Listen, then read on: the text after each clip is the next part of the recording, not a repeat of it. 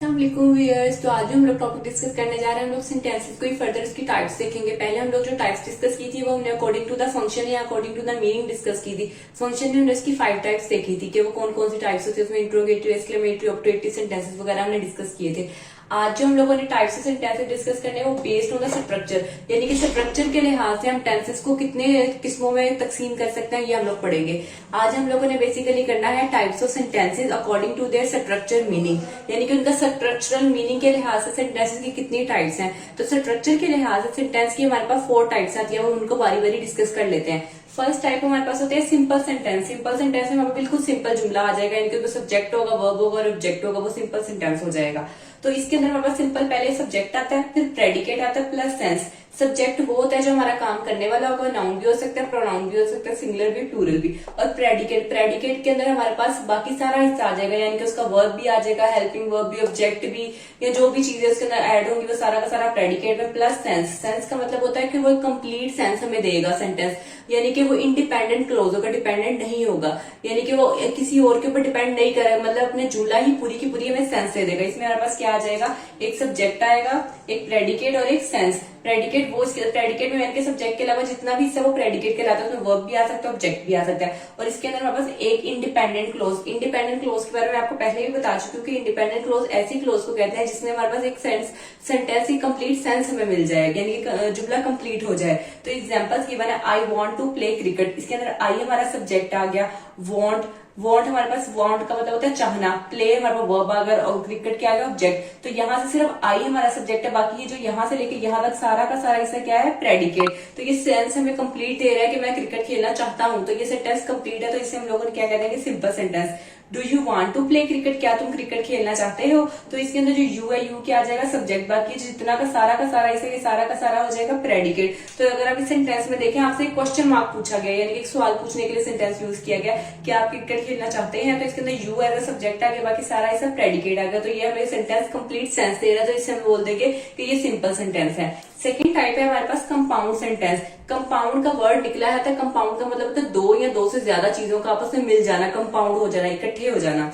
तो compound sentence की definition given है, compound sentence is made up of 2 और more independent clause joined by the coordinate conjunction. Compound sentence जो होता है वो 2 या फिर 2 से ज्यादा इंडिपेंडेंट क्लोज से मिलकर बना हुआ होता है, और इसको हम ज्वाइंट, और इनको क्या चीज ज्वाइन कर रही होती है, इनको कोऑर्डिनेट कंजंक्शंस। इससे पहले टॉपिक में हम लोग कंजंक्शंस के बारे में पढ़ चुके हैं। कोऑर्डिनेट कंजंक्शंस क्या होते हैं, कोऑर्डिनेट कंजंक्शन 7 होते हैं, जिनको हम लोगों ने कहा था कि वो फैन बॉय से आप लोग याद कर सकते हैं। वो वर्ड F से 4 आ गया, एंड आ गया, बट, और, येट। सो ये वाले वर्ड्स। अब इन कंपाउंड सेंटेंस क्या होगा, इसमें 2 या फिर 2 से ज्यादा इंडिपेंडेंट क्लोजेस होंगी, और वो किसके दरमियान जोड़ी गई होगी, उनके दरमियान में आपको ये फैन बॉयज यानी कि जो 7 वर्ड्स हैं ये लिखे हुए नजर आएंगे। इंडिपेंडेंट क्लोज वो क्लोज होती है जिसके बारे में आपको कंप्लीट सेंस मिल जाए। तो अब हम इसकी एग्जांपल समझ लेते हैं ताकि हमारा कॉन्सेप्ट और क्लियर हो जाए। यहाँ पे कंपाउंड सेंटेंस की एग्जांपल गिवन है। फर्स्ट एग्जांपल है, I like to share my views but he always ignore me. अगर आप इस सेंटेंस का पहला हिस्सा देखें, I like to share my views, ये एक प्रॉपर सेंटेंस था, मैं अपने ख्यालात जाहिर करना चाहता हूँ या शेयर करना चाहता हूँ किसी के साथ, बट लेकिन ये इसके अंदर क्या आ गया, कोऑर्डिनेट कंजंक्शन आ गया, ही ऑलवेज इग्नोर मी, लेकिन वो हमेशा मुझे इग्नोर करता है। तो अगर आप देखें जो फर्स्ट सेंटेंस था, I like to share my views, मैं अपने ख्यालात शेयर करना चाहता हूँ, बट लेकिन ही ऑलवेज इग्नोर मी, वो हमेशा मुझे इग्नोर करता है। अगर आप फर्स्ट सेंटेंस को देखें कि I like to share my views, ये भी एक प्रॉपर सेंस वाला कंप्लीट सेंटेंस है, क्योंकि इसमें आई सब्जेक्ट और बाकी सारा इसका प्रेडिकेट था और कंप्लीट सेंस भी हमें दे रहा था। सेकंड में इसको किसने जोड़ा हुआ, बट ने जोड़ा हुआ। बट हमारे पास यहाँ पे क्या है, कोऑर्डिनेट कंजंक्शन है, जिसने इस वाले सेंटेंस को और इस सेंटेंस को आपस में जोड़ के रखा हुआ है, लिंक किया हुआ है। अगला सेंटेंस था, ही ऑलवेज इग्नोर मी, लेकिन वो हमेशा मुझे क्या करता है, इग्नोर करता है। तो आप देख सकते हैं इसका पहला हिस्सा भी इंडिपेंडेंट क्लोज था और आखिरी हिस्सा भी इंडिपेंडेंट क्लोज था, और इन दोनों के दरमियान में जिसने जोड़ के रखा है वो क्या है, कोऑर्डिनेट कंजंक्शन। तो ये हमारे पास कंपाउंड सेंटेंस की एग्जांपल आ गई, जिसमें हमारे पास 2 इंडिपेंडेंट क्लोज और सेंटर में उसको कौन जोड़ के रखता है, इंडिपेंडेंट। हमारे पास जोड़ के जो रखने वाला वर्ड है वो कोऑर्डिनेट कंजंक्शन है। सेकंड एग्जांपल गिवन है, आई वांट सम चॉकलेट्स, मुझे कुछ चॉकलेट्स चाहिए, and he wants an ice cream bar, लेकिन उसे एक आइसक्रीम बार चाहिए। तो अगर आप पहले हिस्से की बात करें, आई वांट सम चॉकलेट्स, ये कंप्लीट सेंस वाला हमारे पास सेंटेंस है, और सेकंड में इसको जोड़ा किसने हुआ है, एंड ने। एंड का मतलब होता है और। ही वांट्स एन आइसक्रीम बार, जबकि उसे क्या चाहिए, एक आइसक्रीम बार चाहिए। तो अगर आप देखें तो आई वांट सम चॉकलेट एक लहजा सा सेंटेंस है, ही वांट्स एन आइसक्रीम बार ये एक लहजा सा सेंटेंस है। दोनों सेंटेंसेस कंप्लीट सेंटेंसेस है, क्योंकि इनकी सेंस बन रही है, इनमें सब्जेक्ट भी है, प्रेडिकेट भी, और एक सेंस भी कंप्लीट आ रही है। इन दोनों सेंटेंसेस को जो आपस में जोड़ के रखा हुआ है एंड ने, और एंड हमारा क्या है, कोऑर्डिनेट कंजक्शन है। तो ये दोनों की दोनों एग्जांपल्स किसकी आ गई, कंपाउंड सेंटेंसेस की, जिसमें हमारे पास दो इंडिपेंडेंट क्लोजेस आ गई और कोऑर्डिनेट कंजक्शन इन दोनों क्लोजेस को आपस में जोड़ के रखा है या लिंक करके रखा है। थर्ड हमारे पास टाइप है कॉम्प्लेक्स सेंटेंस। कॉम्प्लेक्स सेंटेंस क्या होता है, जो कॉम्प्लेक्स सेंटेंस की डेफिनेशन ये होगी कि जो कॉम्प्लेक्स सेंटेंस होता है वो मेड अप होता है वन डिपेंडेंट क्लोज से एंड वन इंडिपेंडेंट क्लोज से। यानी कि जो कॉम्प्लेक्स सेंटेंस होता है उसके अंदर आपको एक हिस्सा डिपेंडेंट क्लोज में बना होगा, दूसरा हिस्सा इंडिपेंडेंट क्लोज से बना होगा। डिपेंडेंट क्लोज हमारे पास वो क्लोज होती है जो हमारे पास एक प्रॉपर सेंस हमें नहीं देती सेंटेंस की, यानी कि उसमें सब्जेक्ट और प्रेडिकेट तो होता है लेकिन वो हमें एक प्रॉपर सेंटेंस या प्रॉपर सेंटेंस की सेंस हमें नहीं बनाती।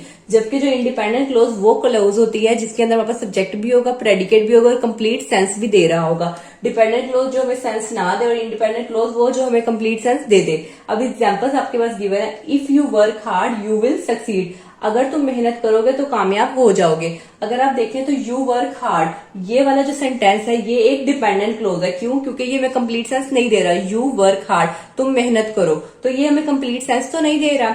अगला सेंटेंस कॉमा लगा के लिखा हुआ यू विल सक्सीड, तुम कामयाब हो जाओगे, तो ये हमारे पास कौन सी आ गई, इंडिपेंडेंट क्लोज, क्योंकि ये में कोई ना कोई सेंस बना रहा है। और इन दोनों वर्ड से पहले सबसे पहले क्या लिखा गया, इफ लिखा गया।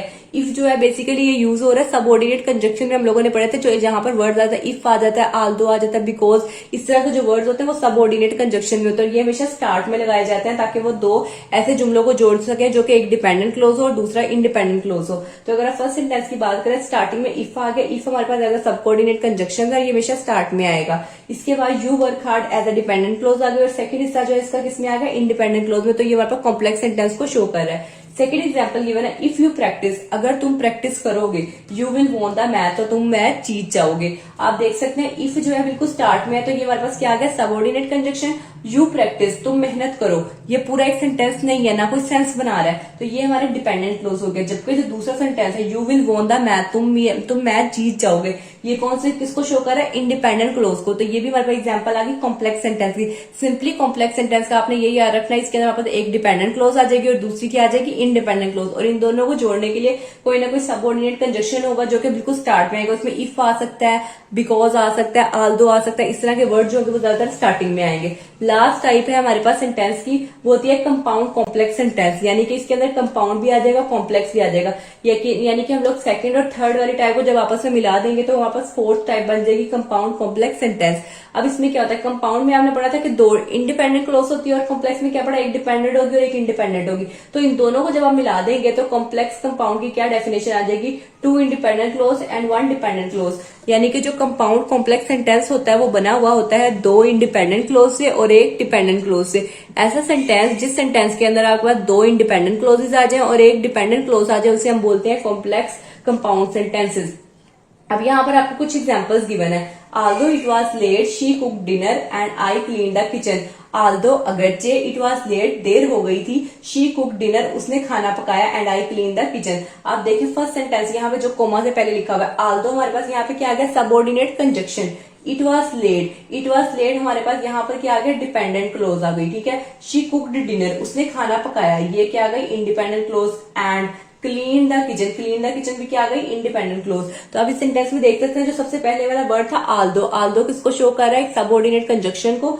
सेकंड वाला था इट वॉज लेट, देर हो गई थी, इसका कोई भी सेंस नहीं बन रही तो इसे हम बोल देंगे ये डिपेंडेंट क्लोज है। आगे था शी कुक्ड डिनर, उसने खाना पकाया, ये पूरी सेंस दे रहा था तो इसे हमने बोल दिया इंडिपेंडेंट क्लोज। एंड जो है यहाँ पे एज अ कंजक्शन ये दो वर्ड्स को जोड़ने के लिए यूज किया, क्योंकि हमने पढ़ा था कि कंपाउंड में क्या यूज होता है, एंड का वर्ड। एंड हमारे पास क्या है, कोऑर्डिनेट कंजक्शन, दो इंडिपेंडेंट क्लोज को जोड़ने के लिए इस्तेमाल किया जाता है। And I clean the kitchen, मैंने किचन साफ किया, तो ये हमारे पास क्या है, इंडिपेंडेंट क्लोज। तो ये पूरा का पूरा जुमला हमारा क्या बना रहा है, कंपाउंड कॉम्प्लेक्स की डेफिनेशन को सेटिस्फाई कर रहा है, क्योंकि इसमें दो इंडिपेंडेंट क्लोज आ गए और एक क्या आ गई, डिपेंडेंट क्लोज आ गई। सेकेंड एग्जाम्पल गिवन है, आई वॉन्ट टू गो, मैं जाना चाहता था, but he does not want me to come, लेकिन वो नहीं चाहता था कि मैं वहां पर आऊं।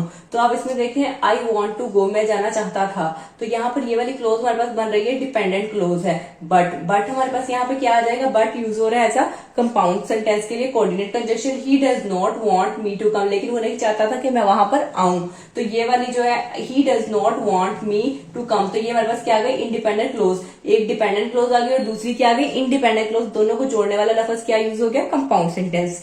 थर्ड एग्जाम्पल गिवन है बिकॉज ही वॉज सिक, क्योंकि वो बीमार है, he did not go to school, इसलिए वो स्कूल नहीं गया। इसके अंदर जो वर्ड बिकॉज आ गया, बिकॉज हमारे पास क्या आ गया, सबऑर्डिनेट कंजक्शन आ गया, जो वर्ड शुरू में लगाया जाता है। ही वॉज सिक, वो बीमार है, तो ये हमारे पास क्या आ गया, डिपेंडेंट क्लोज आ गई, क्योंकि ये प्योर मीनिंग या प्रॉपर सेंस वाला सेंटेंस नहीं दे रहा है। ही वॉज सिक, आगे गिवन है he did not go to school, इसलिए वो स्कूल ना जा सका, तो ये हमारे पास क्या आ गया, इंडिपेंडेंट क्लोज। तो ये कुछ एग्जाम्पल है जो कि कंपाउंड कॉम्प्लेक्स को सेटिस्फाई कर रही है। सिंपली कंपाउंड कॉम्प्लेक्स वो सेंटेंस होता है जिसमें दो इंडिपेंडेंट क्लोज और एक डिपेंडेंट क्लोज आते हैं, और इनके दरमियान में आप सबऑर्डिनेट कंजक्शन या कोऑर्डिनेट कंजक्शन को वर्ड्स को यूज कर सकते हैं। जो हमारे पास कोऑर्डिनेट कंजक्शन होते हैं वो सेंटर में लगाए जाते हैं, और जो सबऑर्डिनेट कंजक्शन जिस तरह आल्दो, बिकॉज, इफ वगैरह ये स्टार्टिंग में लगाए जाएंगे। तो आज के टॉपिक में हम लोगों ने टाइप्स ऑफ सेंटेंस को डिस्कस किया based on their structure. Structure के लिहाज से उसकी 4 टाइप्स थी, simple sentence, compound, complex sentence and compound complex. I hope you will understand well. Thanks for watching.